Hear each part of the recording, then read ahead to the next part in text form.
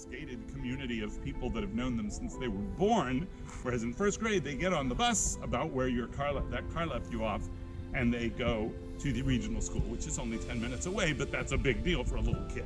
The reason I show this to people before I talk about anything else, how we make a living, any of that stuff, is because that's really who we are. A group of families celebrating life cycle events together in a way that connects us to each other and to this place. Now let's go have lunch. And obviously,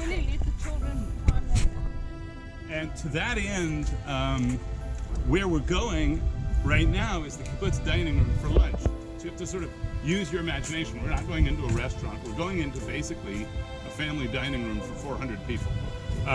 You'll see there, I mean, in a few minutes, the school bus will pull up, a bunch of children will run in. You'll see people there who look like they're dirty, who've come from work in the field. You'll see people who look like they're clean, who've come from work in offices. You'll see people who make you look in the sun. You'll see people who are, whatever, spouses, siblings, whatever. This is the first thing that I like to come over this way. First thing that I like to do. ברור. 90 שניות. אני תמיד מתחיל עם ההר. שיראו את ההר. נתקדם, נראה אותך עוד מעט. First thing I like to show people just before we go into the dining room is this mountain. Now, there is are any of the three of you Jewish? no. No. Have you ever heard of the winter festival in Judaism called Hanukkah, in which Yeah. you light this special? Okay. Yeah. So if you look up, you see a big tower on top of the mountain. Yeah. And at the foot of the tower, you see, if you're sharp-eyed, you guys are wearing sunglasses, 9 little black dots. There are actually 9 of them. You can't see all of them necessarily. Very few people do one thing. Come and do something good. There is no processing. I know an Italian TV thing. It's funny that we're walking past each other with cameras.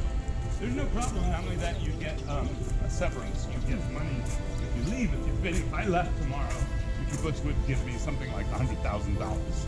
But I've been here for 40 years. If I had been living on my own, I'd own an apartment now. I'd have something, So, not so sure. Anyway, so here's our dining room. Do any of you need the restroom? Yes, please.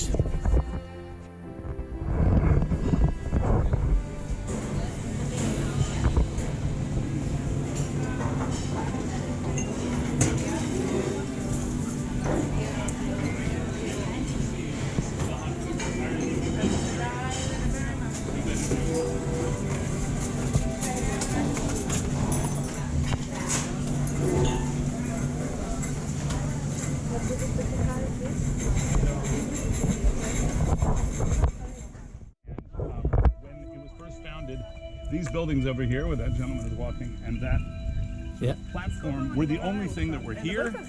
It was a very small military outpost guarding the border. The border, as you know, is right over there. That's Jordan. Yeah. So it was a very small military outpost from about 1970 to 1973. In 1973, the original founders, one of whom just walked past us a few minutes ago, the original founders were basically handed over. They were 22-year-old kids at the time. Were handed over the keys, that control of the place. And of course, the place is now 100 times the size that it was back then. For sure. But the little turquoise building over there, that guy with the blue t-shirt is walking into, is the little shop. Even though we eat our meals in the dining room, you need things, first of all, extra stuff you can get, or food that if you want to take staples home to cook at home, there are plenty of people who eat at home. At least not breakfast and lunch, but sometimes dinner. A bottle of wine, something, for home use. Plus, soap, razor blades, peanuts, whatever. And that building, the white building over there, you can hardly see it, but it has these sort of long kind of window thing in it. That's the laundry. I think, let's see if it's, I think I have a 26 in my, oh, where'd it go? Well, on my shirt. Let's see if I have it on my shirt. Is there a 26 there? Yes. Yellow 26. Yes. Yeah. All of my garments, except this one. Yeah! I better not throw this in the laundry. It could not be yours. 26. Yes. All of my garments have a 26 on them. I throw in my laundry. Every member of my family. I'm married. I have 3 adult daughters, but all the clothes say 26. You throw the dirty clothes. It comes back 3 days later clean. Sure. That started not so much because of some kind of socialist idea, just because everybody was living these teeny little formerly military apartments, and it didn't make sense to try to move a bunch of washing machines. So you had one industrial washing machine doing the work for the whole community. That parking lot, just able to point out a lot of things from here, with that parking lot is the kibbutz cars, and none of us own our own car. We just share a bunch of cars. So it's from each according to ability, to each according to need. All of our income goes to the community. Actually, most of us don't have income. If you work in the date field, it's the income of the industry that goes to the community, and all of our needs. And when I say all of our needs, I mean everything. I mean our children's summer camp, education from age 0 through university. I mean my daughter's weddings, God willing someday. All of that is covered by the community, and we can get a certain amount of money a month for discretionary use. You want to take the kids out for pizza, like the or recreation. vacation. What? Like the Recreation, yeah. And you can do whatever you want with. Some people want to buy books. Some people want to buy guitars. Yeah. Some people want to go to Switzerland. Here, let's take a walk. Will, tell me, is this privately owned or is it governmental owned? No.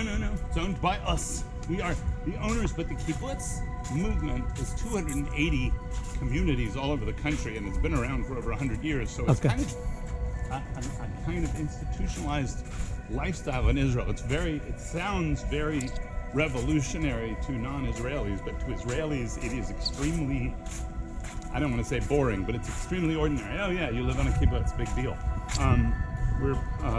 But officially the 170 members each have a stake in this place. If for some bizarre reason, which would never happen, we decided, okay, we want to sell everything, we would divide it up 170 different ways. Okay. All of the sources of income. Yes. All of That makes sense. Okay. All right. the kids. Great I question. read some articles and they said that your kids also sharing. No, the kids, 50 years ago, Yeah. kids used to sleep together in the same little dormitory in the children's house. Lived in my house. Then when they were in 11th grade and did. Because, of course, when you're a 16-year-old living under your parents' roof, you'll do anything to go off and do something else. But when you're not in their house anymore, then you kind of remember that there's some food and coffee and, maybe a brother or a sister around, a For sure. computer, television. Maybe the parents will give you some money. Yeah. So that brings up the question of, you asked about what about the kids. So each one of these buildings, they're all, the school kids are just coming back from school, and the younger than school kids are like nap time, etc. But this is sort of the circle of the blue building, the red building, that building over there, of the children's houses, where they, starting at age 6 months, there's a group of kids that are like 1-year-olds that are together, and there's a group of kids that are 3-year-olds, and there's the kindergarten, and the first grade clubhouse where they go after school, etc. So that's a big part of their lives. Let's walk around this way.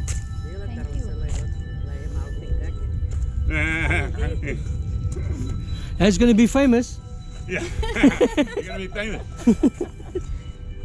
It's one of our more veteran members. She's actually originally from Barcelona.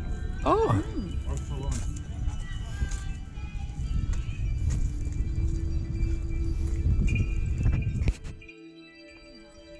Right through the building, up top of the roof. Yeah. Okay, so that's a system of what's called passive insulation. The roof, there's a huge space between the roof and the ceiling, and it's not to keep the snow off. Always you notice there's always a north-south breeze here. Yeah. Now, it's not that important in the winter because it's relatively pleasant out. I mean, you don't need, but in the summer it is so hot here, that makes it much easier to cool this building. Yeah, for sure. And I know that because my house is one of the older houses on the kibbutz, so it doesn't have that. And this house actually, this is two people's house. This is two families. You can see how they're sort of, it's down the middle. It's two completely different buildings. The issue you were talking about is space. My sister's apartment, it's actually rare they're designed this way, that your back porch is shared with another family. You see they have those plants there in the middle. So you get a sense of the size of the house is 80 square meters. All family houses on the kibbutz are 80 square meters, plus minus, but 3 bedrooms and a bathroom and a half. One bathroom with a shower, one bathroom without a shower, and a living room and small kitchen area.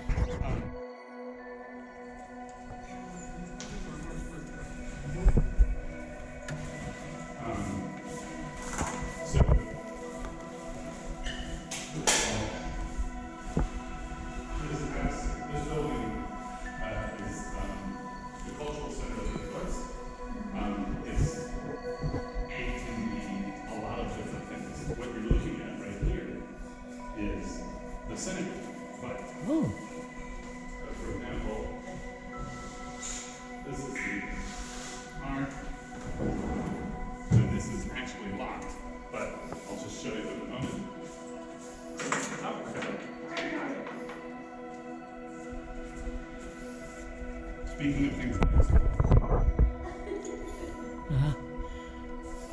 this is the most valuable thing on the kibbutz. Rather safe than sorry.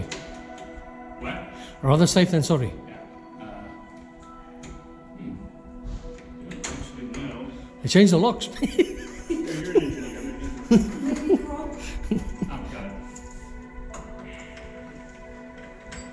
So this is what it's called the Torah scrolls. It's the Yeah. first 5 books of the Bible Yeah. written on parchment with special ink, the same way it would have been written 2,000 years ago. But the main these things were each worth $15,000, $20,000 in any synagogue. And that's one of the only things on the kibbutz that's locked up all the time, because someone could drive in and walk away with it. Come on. And so it has to be insured. The reason it's locked up isn't so that it won't get stolen.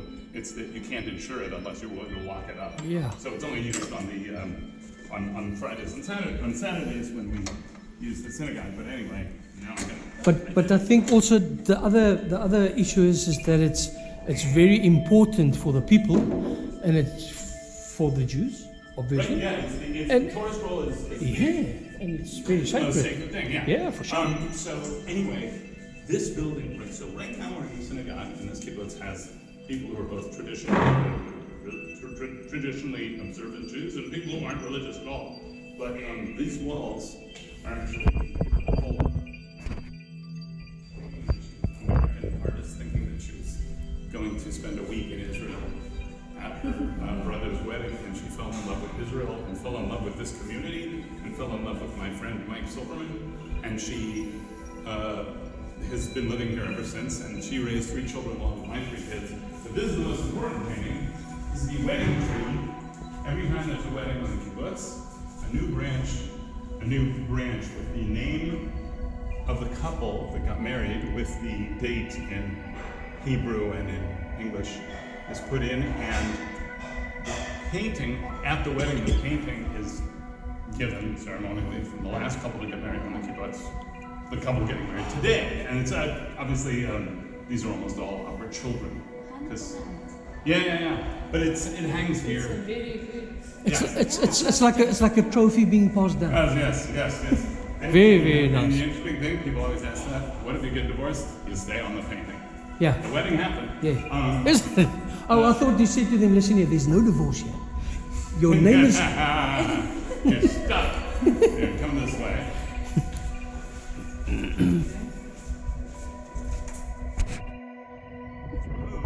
And recycle, used for the next batch. It doesn't use very much water.